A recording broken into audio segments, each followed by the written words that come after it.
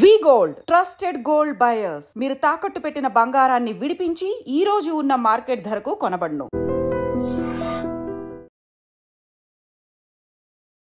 Gap వచ్చిందా?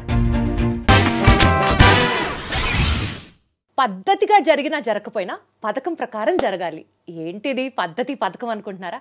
Because ఏం చేసినా సరే ఒక పథకం ప్రకారంగా చేస్తే సూపర్ హిట్ అయిపోతుంది ఏ పనైనా సరే. అందరికీ నమస్కారం. నాతో పాటు ఉన్నారు ఒక పథకం ప్రకారం హీరో మన సాయిరామ్ శంకర్ గారు. హలో సాయిరామ్ గారు, ఎలా ఉన్నారు?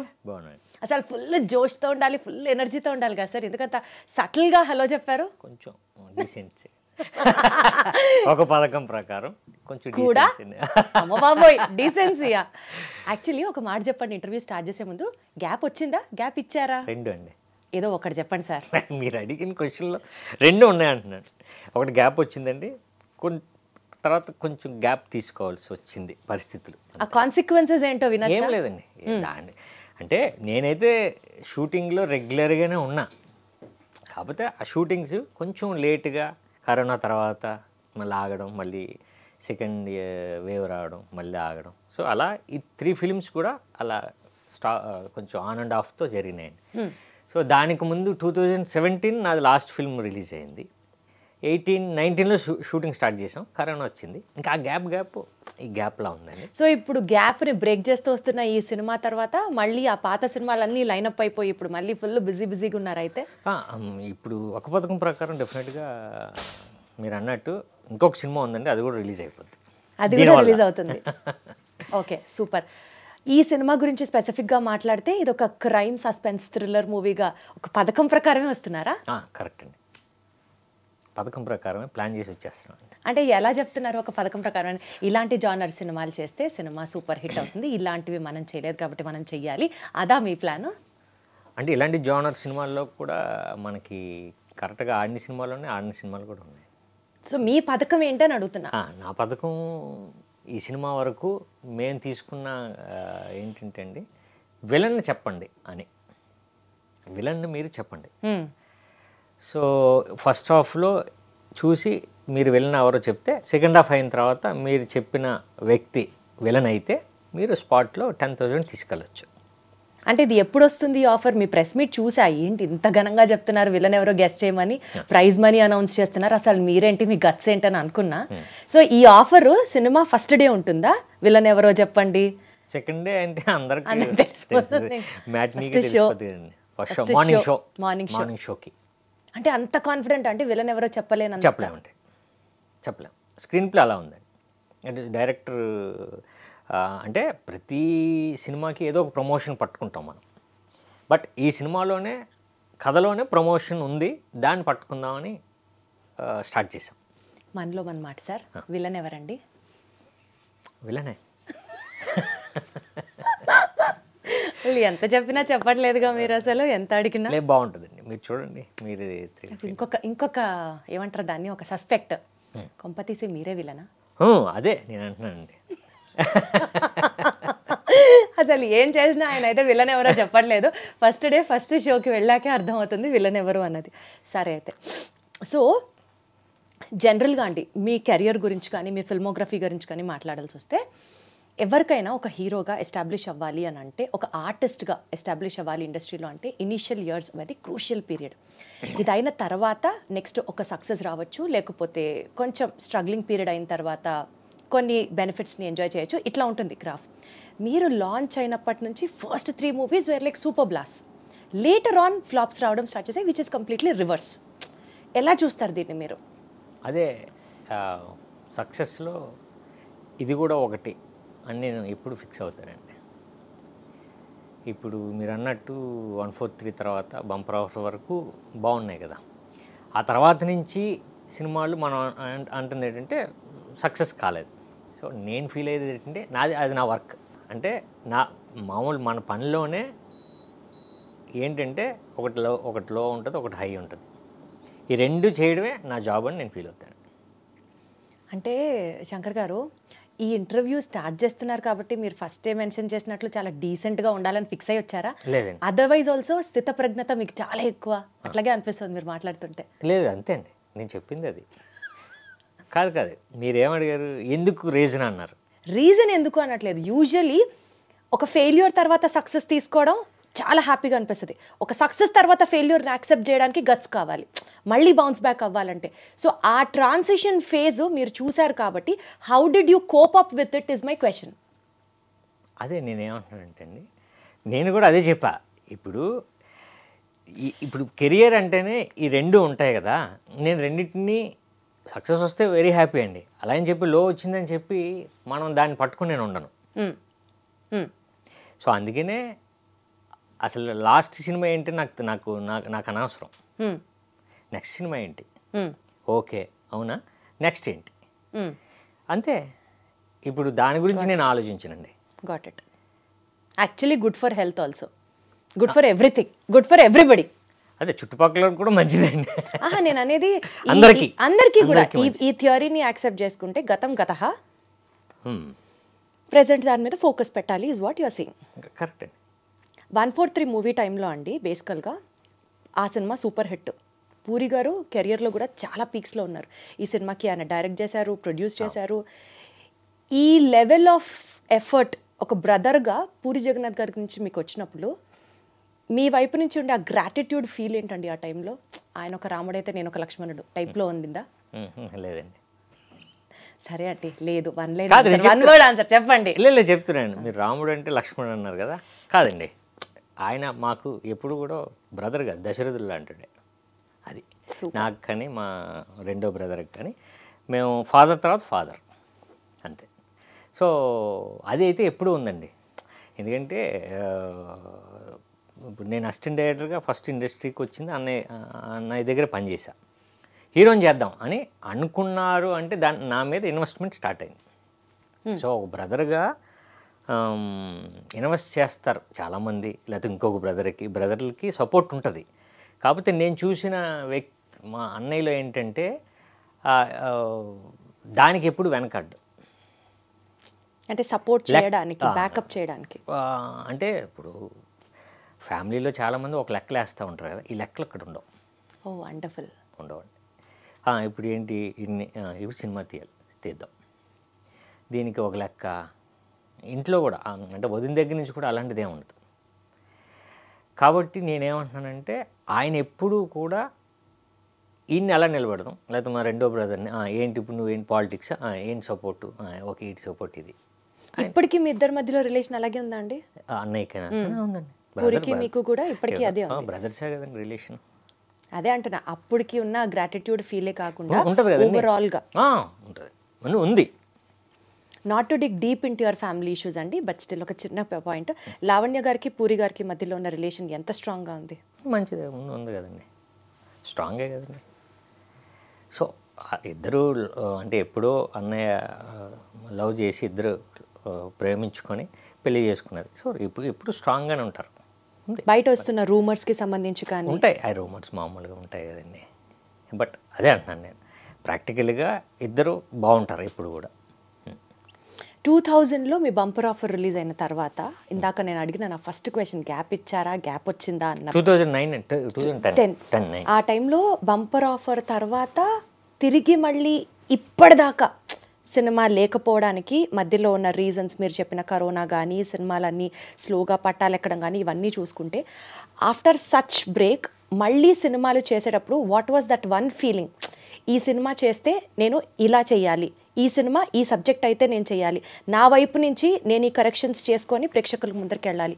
సో అట్లా మీ self talk, introspection of Sairam Shankar ఏంటి అంటే ఏం చెప్తారు? 2009 తర్వాత నేను చాలా నాకు నచ్చిన సినిమాలే మంచి ప్రాజెక్టులు చేశానండి. ఒకటి శ్రీహరి గారితో చేశాను నేను, ఒకటేమో మన శరత్ కుమార్ గారితో. అవును. సో ఇలా కాంబినేషన్స్, మంచి బడ్జెట్స్, మంచి కథలు. అంటే మంచి కథలు అంటే నాకు నచ్చిన కథలు, ప్రొడ్యూసర్కి అందరికీ నచ్చిన కథలు. సో అక్కడి నుంచి ఏంటంటే అనుకున్నది మనకి జరగలే. అంటే ఈ సినిమా ఆడుద్ది, రీజను కథ ఓకే, ఇంకొక సినిమా ఆడలేదు, reason releasing problem, time problem, లేకపోతే పబ్లిసిటీ ప్రాబ్లం. సో ప్రాబ్లమ్స్ కథలోనే కాదండి, నేను ఎంచుకున్న కథే కాదు, రిలీజింగ్ ప్రాబ్లమ్స్ కూడా వచ్చినాయి. ఓకే. సో ఈ సినిమాకి ఈ ప్రాబ్లం వచ్చింది, నెక్స్ట్ మనం అది చేయకూడదు అంటే దాన్ని రెక్టిఫై చేసుకుంటూ వెళ్ళేవాడిని. బట్ ఆ టైంలో ఇంకొకటి ఏదో వచ్చేది. ఆ గ్యాప్లో వచ్చినాయన్నీ అలానే వచ్చినాయండి. ఒకటి మనకి సీమాంధ్ర ప్రాబ్లమ్స్లో ఒక సినిమా వచ్చింది, ఒకటేమో డిమానిటైజేషన్స్ దాంట్లో వచ్చింది. సో ఏంటంటే అది మేము ప్లానింగ్ చేయలేదు, ప్రొడ్యూసర్ కూడా అలా ప్లాన్ చేయరు, తప్పని పరిస్థితి అక్కడ చేయాల్సి వచ్చింది. సో అప్పుడు డెసిషన్ తీసుకున్నది కొంచెం రాంగ్ అయింది. సో ఎప్పుడు కూడా ప్రతి సినిమా ఒక లెసన్ అండి, లెసన్ ఇది. ఈ సినిమాలో ఇలా జరిగింది, ఈ సినిమాలో జరగకూడదంటే ఇంకొక ప్రాబ్లం వస్తుంది. లేదు, ఈ సినిమాలో ప్రాబ్లం జరిగింది, ఈ సినిమాలో అదే ప్రాబ్లం వస్తున్న ప్రాబ్లం జరుగుతుంది, ఇంకొకటి ఏదో కొత్తగా మనల్ని ఛాలెంజ్ కాదు, మనల్ని ఒక పాజిటివ్ వైపు డ్రైవ్ చేసేది మనకు దొరకవచ్చు. సో మనం ఏది గెస్ చేయలేం, సినిమాని నమ్మాం, సినిమా చేసుకుందాం, రిలీజింగ్ డేటు, దాన్ని ఎలా పుష్ చేయాలి, ఎలా థియేటర్లను పట్టాలి, అంతే. సో ఈ సినిమాకి ఇంతవరకు చేసే దాంట్లో ఆ టీంలో మీరు కూడా ఉన్నారు అయితే. ఆ బ్రెయిన్ స్టార్మింగ్ దగ్గర నుంచి కావచ్చు, లేకపోతే ఏమేమి ఛాలెంజెస్ ఫేస్ చేసి ఉంటే దాన్ని ఎలా రెక్టిఫై చేసుకోవాలి అన్న విషయానికి సంబంధించి కావచ్చు, మీ పాత్ర కూడా డెఫినెట్లీ ఉంటుంది అయితే. ఒక పదం పరంగా ఉందండి, డెఫినెట్గా ఉంది. ఇప్పుడు రిలీజ్ లైక్ ఫర్ ఎగ్జాంపుల్ ఏమేం చేశారండి సో దట్ ఈ జాగ్రత్తలు తీసుకుంటే సినిమా రిలీజ్కి ఎలాంటి ఇబ్బంది ఉండదు, ఈ ఛాలెంజెస్ మనం ఇదివరకు కంటే ఇప్పుడు ఓవర్కమ్ అయ్యాము అనుకునేవి సినిమా పరంగా ఏమున్నాయి? ఫస్ట్ పబ్లిసిటీ అండి. విలన్ పబ్లిసిటీతో 100కి 100 కొట్టేసారు. అదే అంటున్నా. మాకు నిజంగానే మీరు అంటే థియేటర్కి రప్పించడానికా అన్నారు? అవును, రప్పించడానికే. సూపర్ అసలు. కాకపోతే సినిమాలో లేనిది మేము పబ్లిసిటీ చేయట్లేదు, సినిమాలో ఉన్నదాన్నే మిమ్మల్ని అడుగుతున్నాం. అదేంటి ఛాలెంజ్ కాదు, మీరు చెప్పండి, తీసుకెళ్ళండి, డబ్బులు మీరు చెప్పాలనే నేను అనుకుంటున్నాను. చెప్తే 10,000 నాకు హ్యాపీ, చెప్పలేకపోతే వెరీ హ్యాపీ. ఎలా అయినా హ్యాపీ మాత్రం కామన్. సో ఆ పబ్లిసిటీ మాకు ఉపయోగపడింది. ఇకపోతే థియేటర్స్ మనం ప్లాన్ చేసుకోవాలి, డేట్ కరెక్ట్గా లాక్ చేయాలి. Feb 7th లాక్ చేసామండి. ఇప్పుడు థియేటర్స్ ఎప్పుడు దొరుకుతాయంటే ఈ ట్రైలరు మీరన్న ఈ కాంటెస్ట్ అంతా రీచ్ అయ్యేటట్టు మనం చేయాలి. బయర్స్కి ఆడియన్స్కి కాన్ఫిడెన్స్ రావాలి. ఆల్రెడీ వచ్చింది ట్రైలర్, చాలా చాలా చాలా బాగుంది. అవునండి, అదొకటి బాగా రీచ్ అయిందండి. మీ వరకు రీచ్ అయిందంటే హ్యాపీ. మా వరకు ఏంటండి, మొత్తం అసలు 2 తెలుగు స్టేట్స్లో మారుమ్రోగిపోతుంది. నేను ఏదో మీరున్నారని చెప్పట్లేదు, నిజంగా బాగుంది. నిజమండి, ఇప్పుడు అది రీచ్ అయింది. ఇప్పటికి అది నా సినిమా చాలా రోజుల తర్వాత అది రీచ్ అయింది. సో ఇప్పుడు మనం చేసే పబ్లిసిటీ, మనం చేసే ఇప్పుడు ఇలాంటి ఇంటర్వ్యూస్ కానివ్వండి, లేకపోతే పబ్లిక్లో మనం చేసేది బయ్యర్స్కి కానీ ఆడియన్స్కి కానీ మనం ఓకే అని అనిపిస్తే మాకు ఈజీ అయిపోద్ది. సో మా మీద డిపెండ్ అయ్యింది ఇప్పుడు సినిమా పరంగా సినిమా పాస్ అండి. సినిమా డౌట్ లేదు అసలు. ఎందుకు చెప్తున్నానంటే ఇప్పుడు మనం అమెజాన్ చూస్తామండి, నెట్ఫ్లిక్స్ చూస్తాం, సినిమాలు చాలా వస్తుంటాయి, బట్ ఒరిజినల్స్ ఉంటాయి. ఒరిజినల్స్ ఉన్న క్వాలిటీ మిగతా సినిమాలు ఉండవు. ఆ ఒరిజినల్స్ ఏ క్వాలిటీయో, ఏ స్టాండర్డ్లో ఉంటుందో, ఏ మేకింగ్ రేంజ్లో ఉంటుందో దానికి ఏమాత్రం తీసిపోదు ఈ సినిమా. వండర్ఫుల్. తీసిపోదు. సో ప్రొడక్షన్ స్టాండర్డ్స్ అన్ని కూడా ఎక్స్ట్రీమ్లీ హై అని చెప్పి, హై అండి. ప్రొడక్షన్ కానీ, మేకింగ్ వాల్యూస్, ఆర్టిస్ట్ పర్ఫార్మెన్సెస్ కానీ, లేకపోతే ఆర్ట్ డైరెక్షన్ కానీ, మ్యూజిక్ కానీ, సౌండ్ కానీ, అసలు చాలా అంటే నాకు ఆనందం ఏంటంటే రేపు నెట్ఫ్లిక్స్లో నా సినిమా ఆ నెట్ఫ్లిక్స్తో సమానంగా ఉంటుంది. వండర్ఫుల్, నిజమే, సూపర్. సో అంత రావడానికి రీజను ఒకటి డైరెక్టర్, 2 టెక్నీషియన్స్. సో అంటే టాప్ 10 ఇండియాలో వన్ ఆఫ్ ద టాప్ 10 తీసుకుంటే ఒక డిఓపి ఆయన, అంటే గ్యాంగ్స్ ఆఫ్ వసేపూర్ మీరు చూసే ఉంటారు, దేవిడి చాందినివార్, ఆ డిఓపి వచ్చేసారు. గోపి సుందర్ గారు, రాహుల్ రాజ్ గారు మ్యూజిక్. సో ఇలా డిపార్ట్మెంట్స్ అన్నీ వచ్చినాయండి, మంచి టెక్నీషియన్స్ వచ్చారు. సో మీ అందరి ఎఫర్ట్స్ డెఫినెట్లీ హిట్ అవ్వాలని నేను మనస్ఫూర్తిగా కోరుకుంటున్నాను. ఆల్రెడీ సగం హిట్ సాధించేశారనే మాట్లాడతాను నేను, బికాజ్ నిజంగా ట్రైలర్ చాలా బాగుంది కాబట్టి. మోస్ట్ ఇంపార్టెంట్లీ అండి, టు బి వెరీ ఆనెస్ట్, జనాలు మిమ్మల్ని హీరోగా యాక్సెప్ట్ చేశారు. ఫస్ట్ మీ 3 films were like super hit, launch was like extraordinary. మీరు అసిస్టెంట్ డైరెక్టర్గా వర్క్ చేసినప్పుడు కూడా ఆ సినిమాలన్నీ సూపర్ హిట్టే. మీరు ఏది పట్టుకున్నా people accepted you in whatever role you played. కానీ ఒక హీరోగా మీరు ఎస్టాబ్లిష్ అయ్యే టైంలో మీకు మీరే సరిగ్గా న్యాయం చేసుకోలేదేమో టు కంటిన్యూ దట్ స్టార్డమ్ అన్నది మాత్రం ఒక ఫీలింగ్ ఉండింది నాకు. What do you say about that? మీది రాంగ్ అండి. Okay, prove me wrong sir, I will be more happy then that. Accept చేశారు నిజంగానే మీరు అన్నది సక్సెస్ అయింది. సో తర్వాత మన సినిమా ఆడకపోతే మనం ఎంచుకున్న కంటెంట్ జనాలకి నచ్చకపోతే కదండి, సో అది నాది రాంగ్, అంటే ఆ కంటెంట్ రాంగ్. నేను కంటెంట్ రాంగ్ అవ్వచ్చు, మీరు ఇందాక అన్నట్లుగా ఎక్కడో ఒకటి మిస్టేక్ జరగచ్చు, టెక్నికల్గా కావచ్చు, అంతే. అంటే ఇది నా ప్రాబ్లం, బట్ వాళ్ళు యాక్సెప్ట్ చేశారు ఇంతకుముందు సినిమాలు కూడా. సో అలాంటి వాళ్ళు యాక్సెప్ట్ చేసే సినిమా నేను ఇవ్వలేకపోయాను అంతే.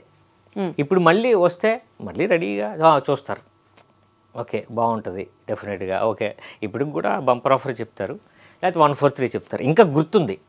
ఆ గుర్తున్న దాన్ని ఒక్కసారి మనం తీసుకెళ్ళాను అనుకోండి, ఓకే యాక్సెప్ట్ చేస్తారు. ఇప్పుడు అదే జరుగుతుంది ఒక పథకం ప్రకారం. అంటే బంపర్ ఆఫర్లో కానీ 143 కానీ మీరు హిట్ అయిన సినిమాలు మీరు చూస్తే ఆ క్యారెక్టర్కి సిమిలర్ రిజెంబులెన్స్లో ఆ ఎనర్జీతో అలా చేశారా ఈ సినిమా? అదే నా ఒక పథకం ప్రకారం కాదండి, అదే అంటాను. ఎనర్జీ అంటే గెంతడం ఒకటే ఎనర్జీ కాదు, క్యారెక్టర్లో ఇప్పుడు ఇందులో రిక్వైర్డ్ ఈ క్యారెక్టర్కి ఉన్న ఎనర్జీ ఏంటంటే ఒక క్రిమినల్ లాయర్ అయినా క్రిమినల్లా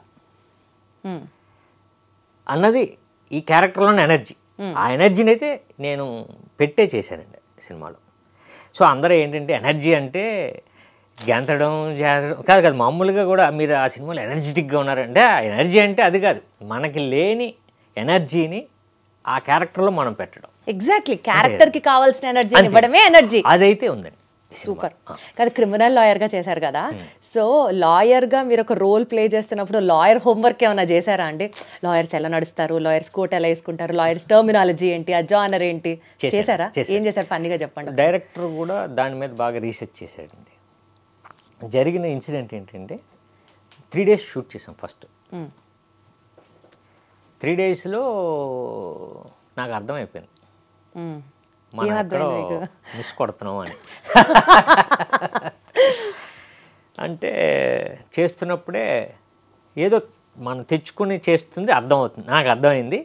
యాజ్ ఈజ్ డైరెక్టర్ ఎప్పుడు పట్టేశాడు, కెమెరామెన్ ముందే ఓకే ఫ్రేమ్ పెట్టుకుని ఆయనకి అర్థమైపోయింది. 2 days షూట్ చేసిన తర్వాత రాజీవ్ రవి గారు మనం హైదరాబాద్ కాదు ఏదైనా ఒకసారి ప్లేస్ చూడండి, షూటింగ్ ఇక్కడ కాదు, మనం ముందు లొకేషన్ స్కౌటింగ్కి వెళ్ళండి అని అసిస్టెంట్ల నుంచి పంపించారు. సో అప్పుడు వాళ్ళు విజయవాడ, రాజమండ్రి, వైజాగ్ అలా తీసుకుంటూ వెళ్ళారండి. ఈ గ్యాప్ 1 month దొరికింది. అప్పుడు నాకు ఏం చేశారంటే నేషనల్ స్కూల్ ఆఫ్ డ్రామా నుంచి ఒక ఆయన ఫ్రెండ్ని తీసుకొచ్చారు, డైరెక్టర్ ఫ్రెండ్. నాకు క్లాసెస్ స్టార్ట్ చేశాను. సో ఈ సినిమాకి ఏం కావాలి, సినిమాకే కాదు అసలు యాక్టర్కి ఎలా మనం రియలిస్టిక్గా ఉంటుంది. కేరళ సినిమాలు మన మలయాళం ఫిల్మ్స్ వాచ్ చేస్తే న్యాచురల్గా ఉంటుంది కదా, అది రావాలి. అది రావట్లేదు అన్నది నాకు 3 daysలో నాకు అర్థమైపోయిందండి. ఓకే, చిన్న డ్రామా నా దగ్గర ఉంది, చిన్న అంటే నటన బయటకు వస్తుంది, అది రాకూడదు అని నేను 1 month ప్రిపేర్ అయ్యాను. అంటే యాక్టింగ్ క్లాసెస్ మీరు తీసుకున్నా? ఓ సూపర్. అసలు 1 month నేను మళ్ళీ తీసుకున్నాను.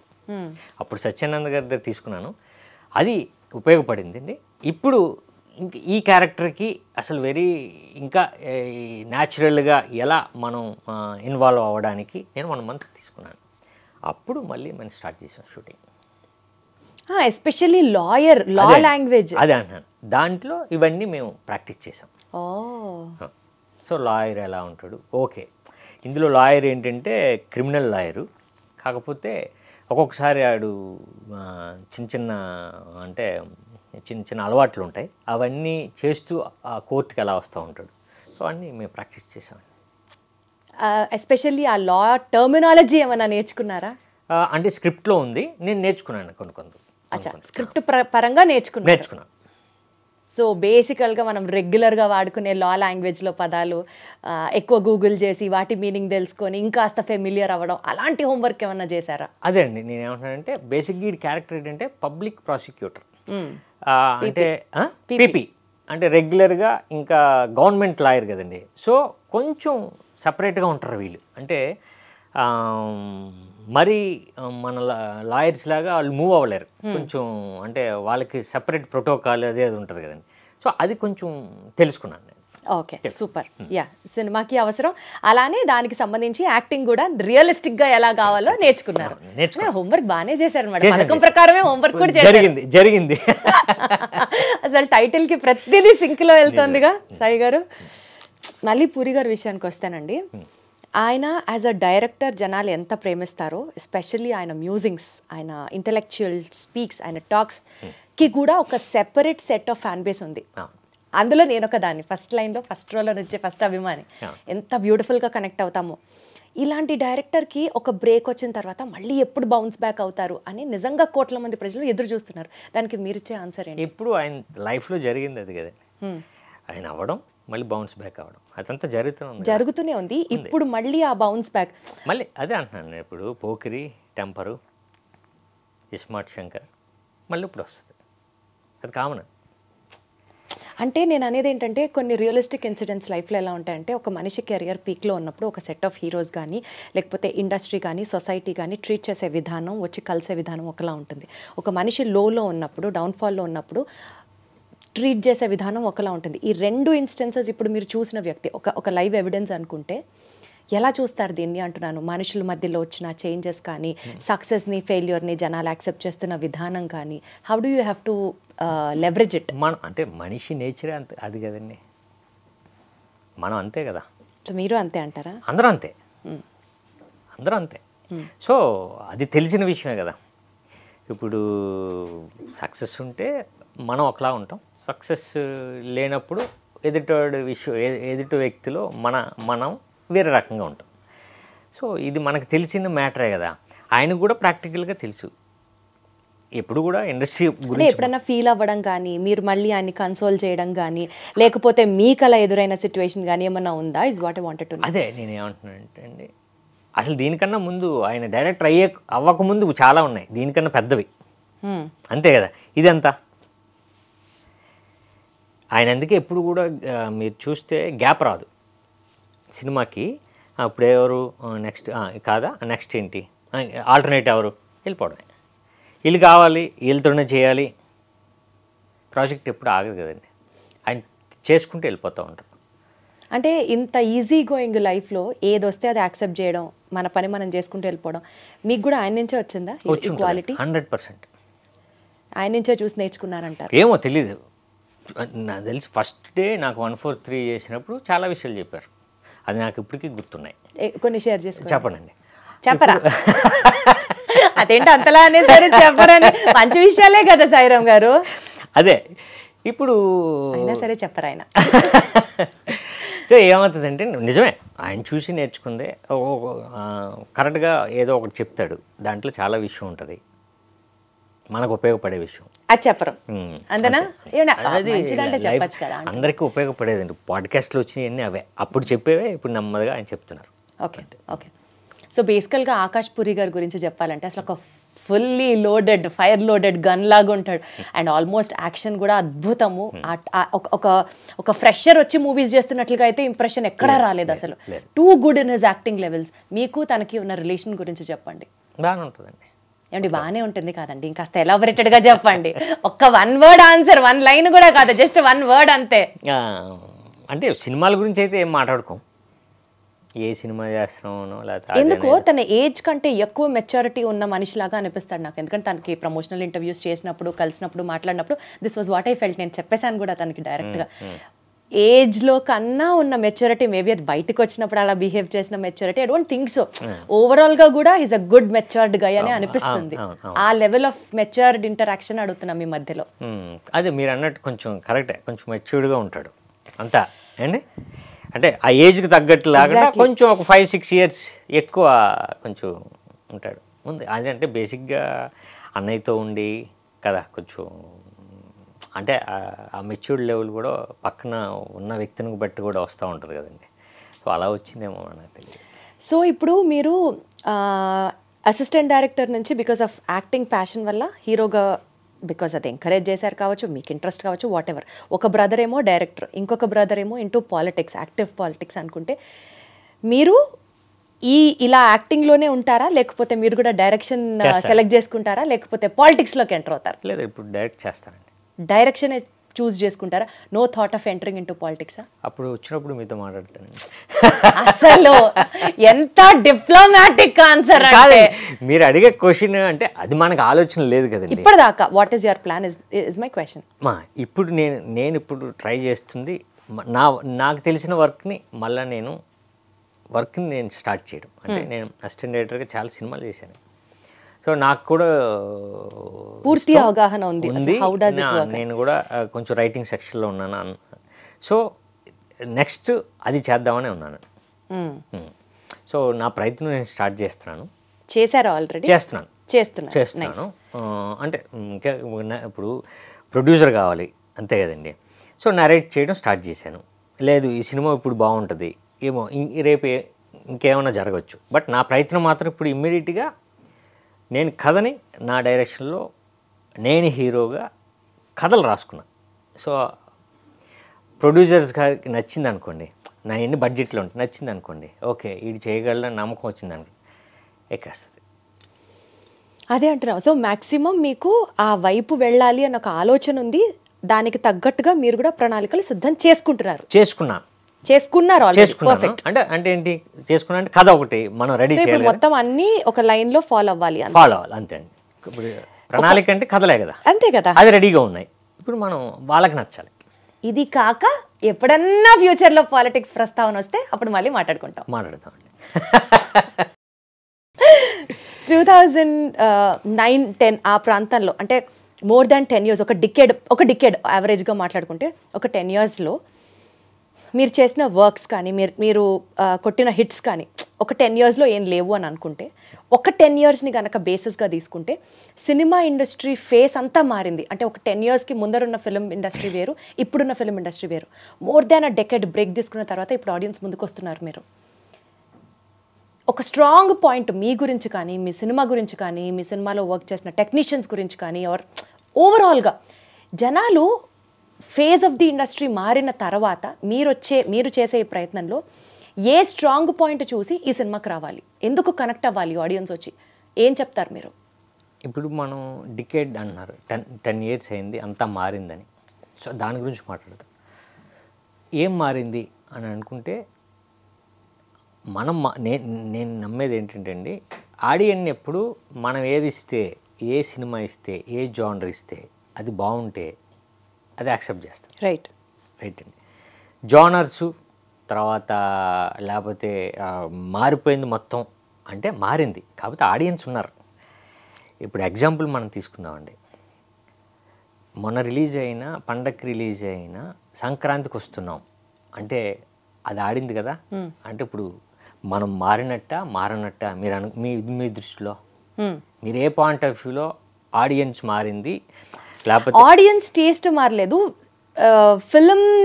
ఫిలిం ఇండస్ట్రీ ఫేస్ మారింది అంటున్నాను. అంటే ఏంటి అంటున్నాను అంటే మన స్ట్రెంత్ మారింది, అది పక్కన పెడదాం. మన తెలుగు సినిమా ఎక్కడికి ప్రతిదీ పాన్ ఇండియా ఫిల్మ్ లో అవ్వచ్చు, హై ప్రొడక్షన్ వాల్యూస్ తో ఫిల్మ్స్ అవ్వచ్చు, ఇట్లా బడ్జెట్స్ మారిపోయినాయి, కరెక్ట్, చాలా మారినాయండి. నేనంటుంది అంటే మీరు అడిగిన క్వశ్చన్ ఏంటంటే సినిమా మారింది కదా మీది ఎలా ఉంటుంది, ఏ స్ట్రాంగ్ పాయింట్. నేను అంటే మన సినిమా జానర్ ఎప్పుడూ మారలే.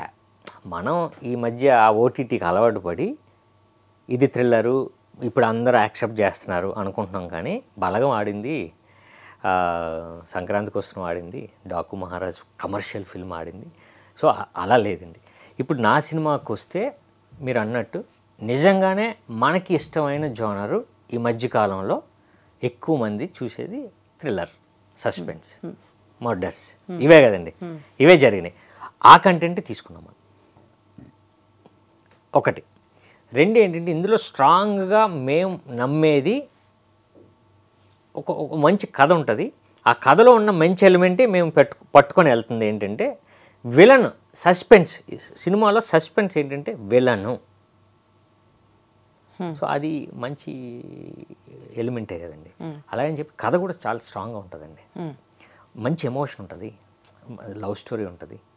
సొసైటీలో ఇప్పుడు జరుగుతున్న ఒక ఇన్సిడెంట్ని తీసుకుని డైరెక్టర్ చేశాడు ఈ సినిమా. ఇప్పుడు జరుగుతున్న ఒక సొసైటీ ఒక ఎలిమెంట్, ఒక ఎలిమెంట్ని తీసుకుని ఈ కథని డ్రైవ్ చేశాడు. సో ఆ ఎలిమెంటే ఈ సినిమాకి ఒక ఒక ఒక కీలకం అయి ఉంటుంది.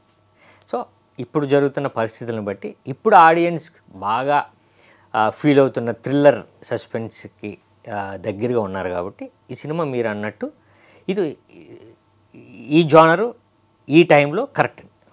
పర్ఫెక్ట్ అండి. సోషల్ రెస్పాన్సిబిలిటీతో పాటు ఒక థ్రిల్లింగ్ ఎలిమెంట్ పెట్టారు, దాంతోపాటు విలన్ ఎవరు అన్నది ఒక పబ్లిసైజ్ చేసి తీసుకెళ్లారు. అమ్మ బాబోయ్, ఇది చాలా ఒక పథకం ప్రకారం కాదు, చాలా పథకాల ప్రకారం జరుగుతున్నాయి. మంచి సాంగ్స్ కూడా ఉన్నాయి కదా, మంచి songs obviously correct. Sid Sriram గారు 2 సాంగ్స్ పాడారు, 2 బాగున్నాయి.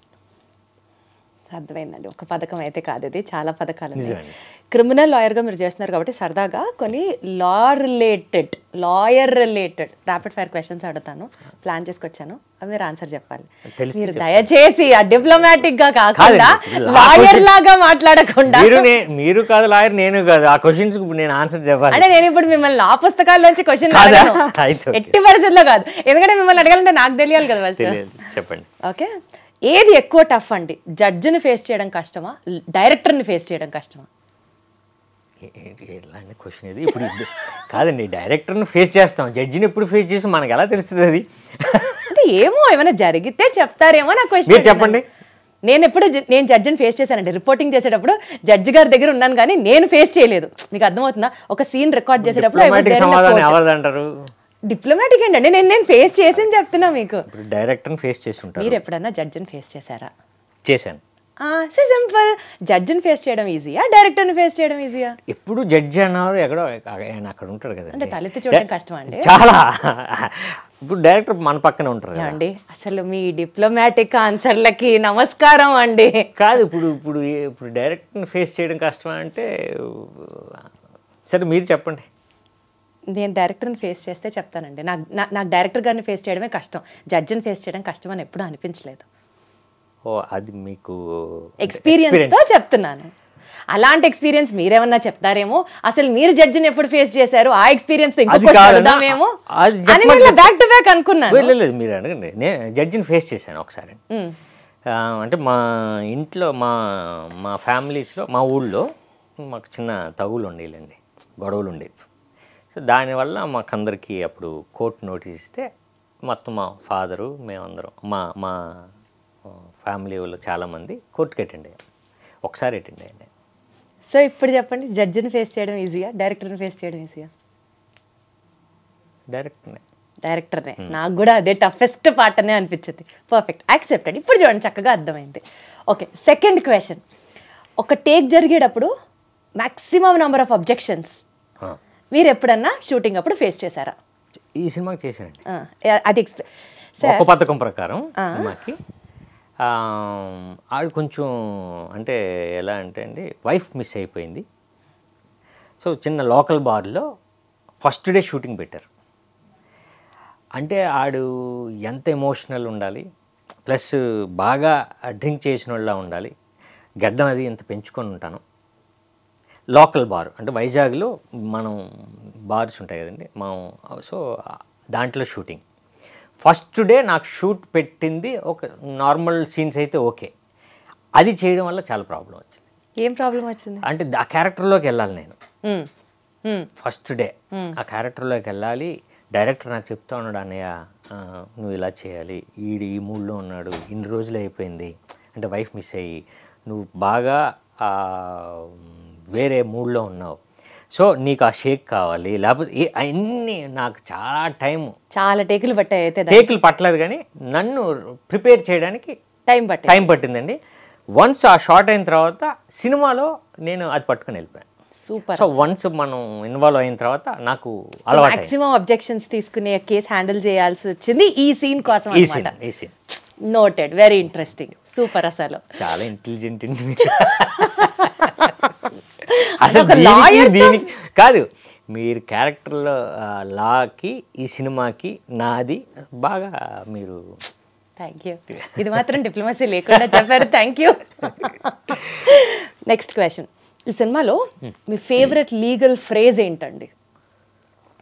అంటే సినిమాలో ఒక మీరు లాయర్ కదా, చాలా లీగల్ టర్మ్స్ మాట్లాడుతుంటారు కదా, ఈ సినిమాలో మీ ఫేవరెట్ లీగల్ ఫ్రేజ్ ఏంటి? నా కేసు నేనే వాదించుకుంటాను ఈ సినిమాలో. నా కేసుని నేనే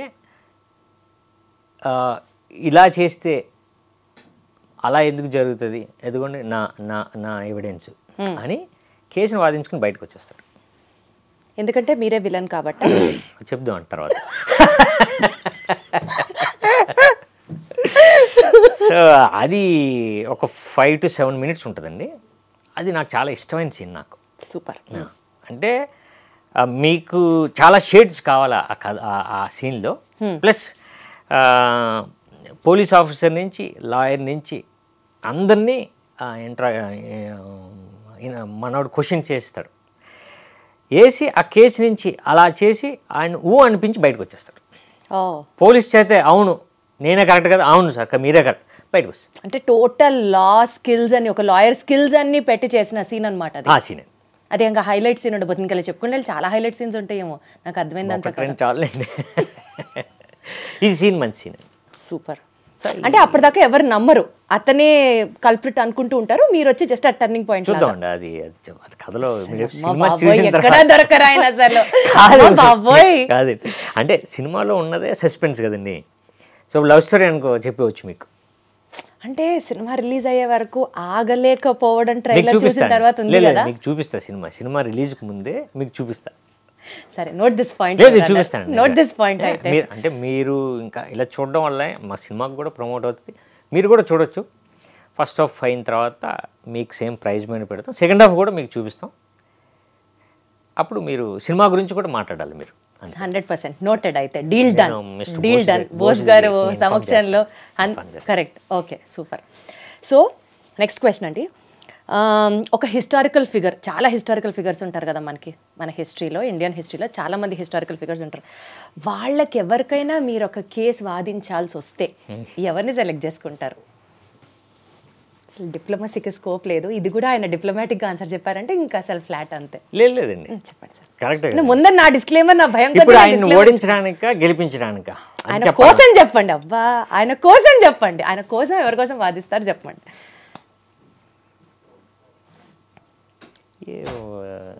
భలే క్వశ్చన్ వేసారండి. మీరు రాసుకున్నారా? మీకేమన్నా డౌటా? అంటే నేను అంటుంది ఇప్పుడు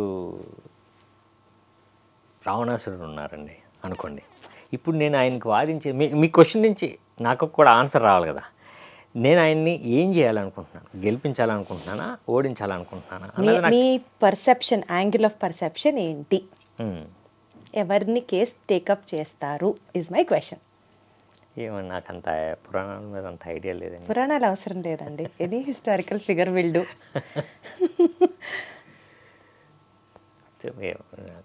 ఓకే, ఈ క్వశ్చన్ స్కిప్ అనేసుకుందాం అయితే మీ సౌలభ్యం కోసం. సో ఒక ఎమోషనల్ సీన్లో యాక్ట్ చేయడం ఈజీయా శంకర్ గారు, లేకపోతే ఒక లీగల్ డైలెక్ట్, ఒక లాయర్ డైలెక్ట్ చెప్పడం ఈజీయా? మీకు ఏది కష్టం అనిపించింది సినిమా చేసేటప్పుడు? ఎప్పుడు కూడా ఎమోషనల్ సీన్స్ అండి. ఎమోషనల్ సీన్సే కష్టం అంటారా? ఎప్పుడు కష్టమే. ఇప్పుడు లాయర్ డైలెక్ట్ అంటే ఓకే, మనం అది కూడా మన క్యారెక్టర్ని ప్రిపేర్ అవ్వాలి. బట్ ఎమోషనల్ సీన్ ఎప్పుడు కూడా కొంచెం మనం చాలా ప్రిపేర్ అవ్వాలి, దానికి చాలా మూడ్లో ఉండాలి. ఎప్పుడు ఎమోషనల్ సీన్స్ టఫ్ అండి. సో ఈ సినిమాలో ఆ most toughest emotional scene was ఆ బార్ సీన్ అంటారా? ఆ బార్ సీన్ అండి.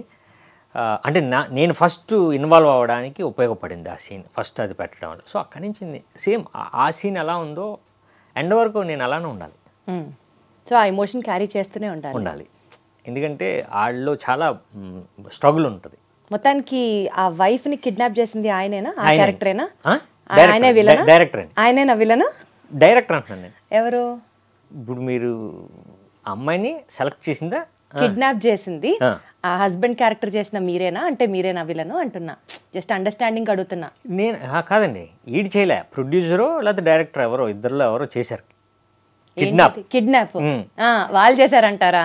అమ్మ బాబోయ్, అమ్మ బాబోయ్, అసలు సూపర్. సరే, ఇప్పుడు మీరు నిజ జీవితంలో కనుక మీరే లాయర్ అయితే ఏ కేసు వాదిస్తే మీరు గెలుస్తారు? ఏ జానర్ ఆఫ్ కేసెస్ వాదిస్తే మీరు గెలుస్తారు? మీ టాలెంట్ ఏంటి? అంటే ఒక లాయర్ స్కిల్స్ మీకు రియల్ లైఫ్లో ఏ సబ్జెక్ట్లో ఎక్కువ ఉంది స్ట్రాంగ్గా? నాకండి లవ్ కేసెసా, డ్రింక్ అండ్ డ్రైవా, లేకపోతే డ్రంక్ అండ్ డ్రైవింగ్ ఏమి ఉండదండి. ఇప్పుడు బెయిల్ వస్తుంది, అదే అసలు మీ స్ట్రెంగ్త్ ఎందులో అంటున్నా. సివిల్ అండి. సివిల్ కేసెస్ అసలు అవంటే బోల్డ్ ఉంటాయి, ఎక్స్ప్లెయిన్ చేయడానికి అవసరం లేదు, చాలా ఈజీ ఆన్సర్. బోల్డ్ ఎంత డిప్లొమాటిక్ క్వశ్చన్. అమ్మ సివిల్ కదండి. సివిల్ అంటే అదే ఈ భూములు గీములు దాని మీద ఉంటుంది కదండి. సో ఎస్పెషల్లీ ఈ సినిమాకి సంబంధించి మీరు ఎలాంటి హోంవర్క్ చేశారు అన్నది ఒకటి అనుకున్నాను, బట్ ఆల్రెడీ మీరు అది చాలా క్లియర్గా ఎక్స్ప్లెయిన్ చేశారు. Beat in terms of dialect or beat in terms of acting అని కూడా చెప్పారు. కాబట్టి సక్సెస్ఫుల్గా నా ఇంటర్వ్యూ కంప్లీట్ చేస్తూ మీ సినిమా సూపర్ డూపర్ సక్సెస్ సాధించాలని మనస్ఫూర్తిగా కోరుకుంటున్నాను. All the very best and more power to you. Thank you so much అండి. ఫైనల్గా మన ఆడియన్స్కి ఈ సినిమాకి ఎందుకు రావాలి, ఎందుకు చూడాలి అన్న అంశంతో కంక్లూడ్ చేద్దాం. సో బేసిక్గా ఒక్క పథకం ప్రకారం అంటే ఈ సినిమాని నేను నాకు వచ్చినప్పుడు ఈ సినిమా నాకు ఉపయోగపడుతుంది అనే దాంతో ఎవరైనా సరే, బట్ నాకు మోస్ట్లీ ఒక క్యారెక్టర్ని కొత్తగా చేయొచ్చు, డైరెక్టర్ నన్ను ప్రొజెక్ట్ చేస్తాడు అనే నమ్మకంతో. ప్లస్ రెండండి, మీరు సినిమాకి ఇది థ్రిల్లర్ సినిమా అని ఒక పథకం ప్రకారం అనే సెంటెన్సు అనే టైటిల్ని బట్టే ఇది మోస్ట్లీ ఇది క్రైమ్ ఫిల్ము అన్నది అర్థమవుతుంది. ఆ వాక్యంలోనే మ్యాక్సిమం మనం వాడేది ఆ థ్రిల్లర్కే వాడతాం, లేకపోతే ఆ క్రైమ్కే వాడతాం. ఒక పథకం ప్రకారం వీడు ఆ పని చేశాడు అని. సో ఆ టైటిల్ నుంచి ఇది థ్రిల్లర్ ఫిల్ము, సస్పెన్స్ ఫిల్ము అని వచ్చే ఆడియన్ ఏమాత్రం నిరాశ పడడండి. ఎందుకంటే edge of the seat second హాఫ్లో అసలు ఏం జరుగుతుంది, మనం చూసిన సినిమా ఫస్ట్ హాఫ్ ఏంటి, ఈ సెకండ్ హాఫ్లో ఎవడు అసలు ఈడు కాదా, ఓకే సముద్రగాని గారా, కాదు, లేదా హీరోయినా కాదు, పక్కన ఉన్న పోలీస్ ఆఫీసరా, లేకపోతే హీరోనా, ఈడ, ఇలా గ్రాఫ్ వేసుకుని వెళ్ళాల్సిందేనండి ఆడియన్స్. సో అంత థ్రిల్లింగ్ ఎలిమెంట్ ఆడియన్కి ఎప్పుడు నచ్చుతుంది, వండర్ఫుల్ నచ్చుతుంది. సో అది మాకు ఉపయోగపడుతుంది. వాళ్ళకి కూడా ఓకే సినిమా చూసాం, ఓకే కొత్తగా క్యారెక్టర్స్ బాగున్నాయి, కొత్త స్క్రీన్ ప్లే ఉంది, థ్రిల్లింగ్ ఎలిమెంట్ ఉంది, మనం అనుకున్నది కాదే అని ఫీల్ అవుతారండి. అది మాకు ఉపయోగపడుతుంది. సో ఆ వావ్ ఫ్యాక్టర్ ఒకటే జనాల్ని తెప్పిస్తుంది హాల్స్కి అన్నది మీ నమ్మకం అండి. మేము అందుకనే ఆ పబ్లిసిటీతో వెళ్తున్నామండి. సో డెఫినెట్గా మాది తప్పు కాదని సినిమాలో ఉంది అది. Done, perfect. సో ఇంకా ఎక్కువ విలన్ ఎవరు అని నేను కూడా మిమ్మల్ని అడిగి ఇబ్బంది పెట్టదలుచుకోవట్లేదు. అట్లీస్ట్ ఇంటర్వ్యూ అయిపోయిన తర్వాత అయినా పర్సనల్గా అడిగి తెలుసుకుందాం అన్న ఒక ఫీలింగ్తో ఉన్నాను. కాదండి, నేను చెప్పానుగా మీకు సినిమా చూపిస్తా. డన్ చూపిస్తా. అందుకని ఇంకా ఈ ఇంటర్వ్యూలో ఎక్కువ సాగతీయకుండా సినిమా చూపిస్తా. మేము ఒకసారి మీకు షో వేసినప్పుడు సేమ్ కంటెస్ట్ అండి. మీరు వెళ్ళే ముందు మేము అక్కడ 10,000 పెడతాం, మీరు చూసి వచ్చి రాసేవచ్చు అక్కడ. Done, noted, deal done. ఇందాకే అనుకున్నాగా. థ్యాంక్ యూ సో మచ్ అండి. ఆల్ ద బెస్ట్ మీకు, మీ టీమ్కి. ఈ సినిమా సూపర్ సక్సెస్తో మళ్ళీ మీరు ఆ హిట్ ఫామ్లోకి వచ్చాలని మనస్ఫూర్తిగా కోరుకుంటూ good luck to you. Thank you అండి.